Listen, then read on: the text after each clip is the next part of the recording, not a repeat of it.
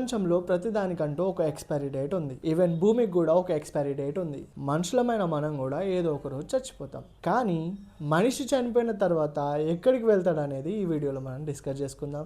Guys, welcome to our channel. నేను మీ విజయ్.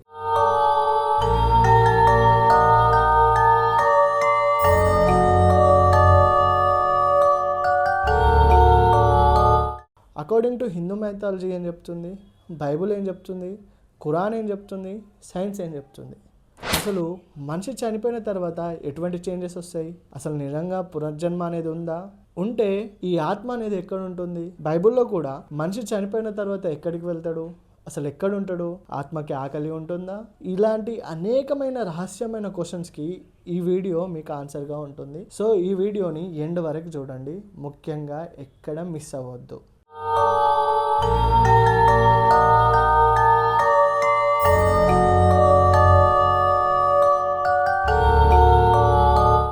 మనిషి చనిపోయిన తర్వాత ఆత్మ శరీరాన్ని వదిలేస్తుంది. ఈ శరీరం బరువు ఒక 20 grams అని మనం వింటాం, కానీ అది వాస్తవమా? చాలా చిన్నది. ఎంత చిన్నదంటే దాన్ని కొలవలేము, చూడలేము. సో అంత చిన్నది. మనిషిని జీవింపజేసేది కూడా ఈ ఆత్మే. మనిషి తన శరీరాన్ని వదిలేసిన తర్వాత ఇష్టం లేకుండా చనిపోతే, సూసైడ్ చేసుకున్న తర్వాత కానీ, అన్ఎక్స్పెక్టెడ్ డెత్స్, ఇలా చావు అనేది ఎప్పుడు ఏ విధంగా సంభవిస్తుందో ఎవరికి తెలియదు. కానీ మనమందరం యాక్సెప్ట్ చేయాల్సింది ఏంటంటే, డెఫినెట్గా ఈరోజో రేపో ఎల్లుండో ఇంకెప్పుడైనా కానీ మనమందరం చావవలసిందే. కానీ చనిపోయిన తర్వాత దాని గురించి ఎవరు ఆలోచించరు. హిందూ గ్రంథాల ప్రకారం మనిషి చనిపోయిన తర్వాత అతను ఆ శరీరాన్ని వదిలేసి స్వర్గం వైపు కానీ నరకం వైపు కానీ అతని పాపాలను బట్టి డిసైడ్ చేస్తారు. విష్ణు స్వామి చెప్పిన దాని ప్రకారం మనిషి చనిపోయిన తర్వాత అతను ఆ శరీరాన్ని వదిలేసి కొత్త శరీరాన్ని ధరిస్తాడని చెప్పిండు. అదేవిధంగా మనిషి బతికున్నప్పుడు పాపం చేస్తే నరకం, పుణ్యం చేస్తే స్వర్గం, ఇలా ఒక టైం పీరియడ్ వరకు ఆ మనిషికి తగినది, ఇంత టైం పీరియడ్ వరకు అతన్ని నరకంలో ఉంచుతారు, పుణ్యం చేస్తే ఇంత టైం పీరియడ్ వరకు స్వర్గంలో ఉంచుతారు. సో ఈ టైం పీరియడ్ అయిపోయిన తర్వాత అదే మనిషి రిటర్న్గా మళ్ళీ మనిషి జన్మ పుడతాడు. హిందూ పురాణాల ప్రకారం మనిషికి 7 జన్మలని నమ్ముతారు.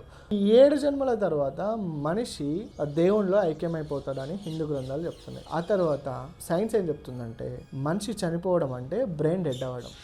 బ్రెయిన్ డెడ్ అయిన తర్వాత బ్లడ్ సర్క్యులేషన్ అనేది జరగదు, బాడీలో ఎటువంటి ఫంక్షన్స్ ఉండవు. ఓకే, ఎటువంటి ఫంక్షన్స్ ఉండవు కాబట్టి మనిషి చనిపోయిన తర్వాత అసలు ఇంకో జన్మ అంటూ ఉండదు అని సైన్స్ అంటుంది.